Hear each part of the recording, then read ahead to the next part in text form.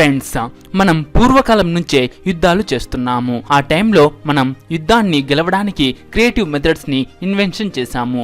వాటిని మనం modern language లో ఆయుధాలు లేదా వెపన్స్ అని అంటాము.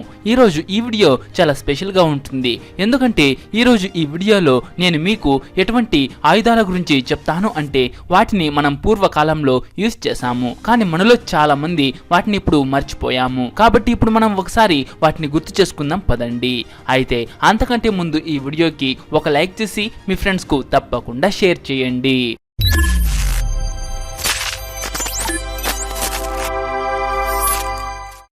మ్యాన్ క్యాచర్ ఈ వెపన్ ని యూరప్ లో 18వ శతాబ్దం చివరి వరకు యూజ్ చేయడం జరిగింది.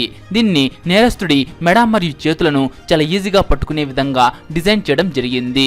ఇందులో చిక్కుకున్న తర్వాత ఆ నేరస్తుడు ఎటు కదలలేడు. ఈ ఆయుధాన్ని ఎక్కువగా గుర్రం పైన స్వారీ చేస్తూ నేరస్తులను పట్టుకోవడానికి మరియు వాళ్ళని గుర్రం పై నుంచి కిందకు పడేయడానికి యూజ్ చేసేవాళ్ళు.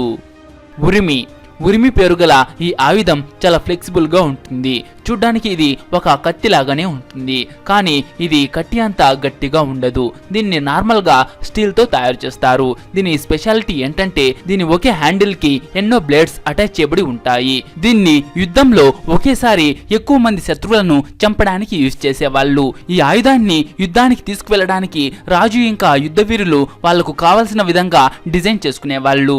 ఇందులో ఒక్కొక్కసారి ఒకే హ్యాండిల్ కి 30 బ్లేడ్స్ కూడా అటాచ్ చేయబడి ఉండేవి. అవి ఎంతో మంది శత్రువులను ఒకేసారి చంపడానికి చాలా బాగా ఉపయోగపడేవి. దీని మరో స్పెషాలిటీ ఏంటంటే దీన్ని యూజ్ చేయనప్పుడు బెల్ట్ లాగా కూడా పెట్టుకునేవారు. యుద్ధానికి వెళ్తున్న టైంలో వీరులు దీన్ని వాళ్ళ నడుముకు కట్టుకుని వెళ్లేవాళ్ళు. టెక్కో కాగి చేతులతో ఉపయోగించే షార్ప్ గా ఉండే ఈ ఆయుధం మధ్యయుగంలో జపాన్ లో చాలా ఫేమస్. దీని ఆకారం 4 వేలకు ఉన్న గోర్లలాగా ఉంటుంది. ఎప్పుడైతే దీన్ని యూజ్ చేస్తారో అప్పుడు శత్రువు ఆ ఆయుధాన్ని గుర్తించలేకపోయేవాడు. అతను దాన్ని గుర్తించే లోపే తన పని అయిపోయేది. ఇది పులి యొక్క పెద్ద సైజు పంజాలాగా ఉంటుంది. ఈ ఆయుధాన్ని చాలా మటుకు జపనీస్ నింజాలు సెల్ఫ్ డిఫెన్స్ కోసం ఉపయోగించేవాళ్ళు. కోపేష్ న్యూజిలాండ్ కింగ్డమ్ యొక్క అత్యంత ఫేమస్ మరియు డేంజరస్ ఆయుధం. ఇది వంకరగా ఉన్నటువంటి ఒక కత్తి.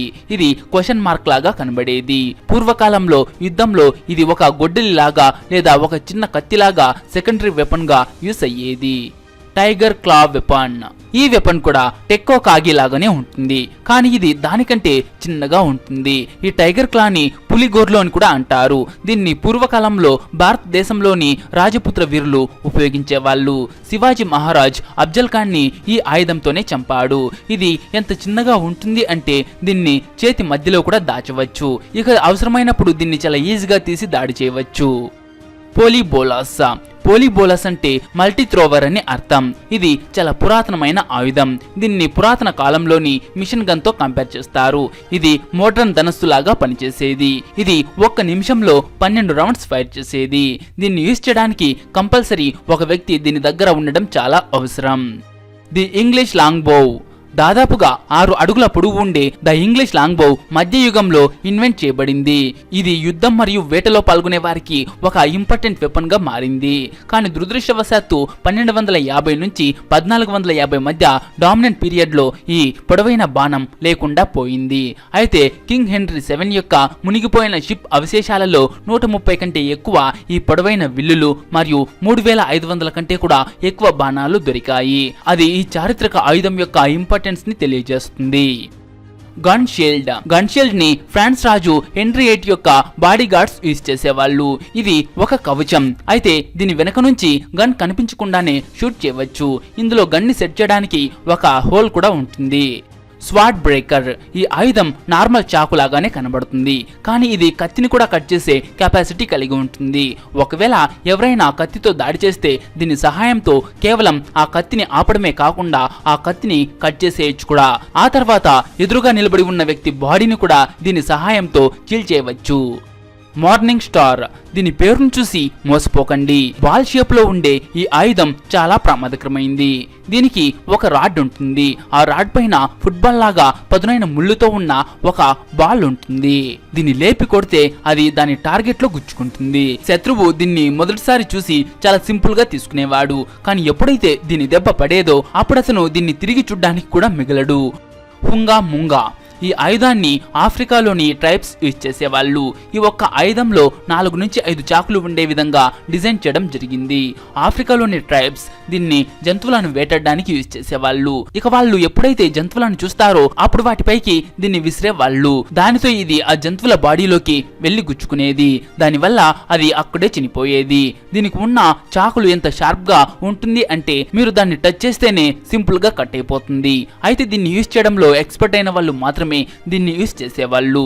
ఎందుకంటే దీన్ని యూజ్ చేయడంలో చిన్న పొరపాటు జరిగినా ఎవరి ప్రాణాలైనా పోవచ్చు. ఆర్బలేస్టమ్ ఒక పెద్ద విల్లులాగా ఉన్న ఈ ఆయుధం 1/2 కిలోమీటర్ దూరంలో ఉన్న వారిని కూడా చంపగలుగుతుంది. అందువల్ల పూర్వకాలంలో ఈ ఆయుధం వీరులకు చాలా ఇష్టంగా ఉండేది. ఇది అప్పట్లో ఒక హైటెక్ బాణం లాగా అన్నమాట. ఇది ఏనుగులను అలాగే ఎంతో దూరంలో ఉన్న టార్గెట్ ని కూడా చాలా సింపుల్ గా చంపేయగలుగుతుంది. War hammer. హ్యామర్ అంటే సుత్తి. ఇది కూడా యుద్ధ భూమిలో యూస్ అయ్యేది. అవునండి, దీన్ని కూడా యుద్ధ భూమిలో యూస్ చేసేవాళ్ళు. అయితే ఇది మన ఇళ్లలో ఉపయోగించే సుత్తిలాగా ఏమీ ఉండదు, చాలా భారీగా ఉండేది. దీంతో ఎవరి తలనైనా 2 ముక్కలు చేయవచ్చు. అలాగే ఒకవైపు పదునైన ముళ్ళ లాంటివి కూడా ఈ సుత్తికి ఉండేది. కర్రతో తయారైన పెద్ద దూలం.